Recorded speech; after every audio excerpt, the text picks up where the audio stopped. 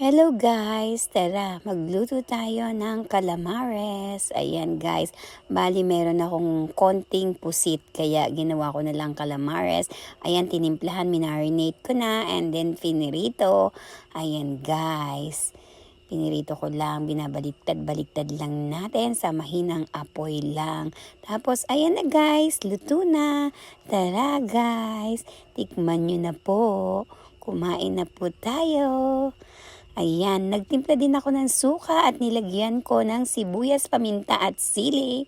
Ayan guys, masarap po yan. Tara po, kumain na po tayo. Shout out po pala sa lahat ng mga taong sumusuporta sa akin at sa lahat ng nanonood sa aking video. Hanggang dito na lang po. Subscribe na po sa mga hindi pa nakaka-subscribe. Hanggang dito na lang. Thank you for watching guys. God bless.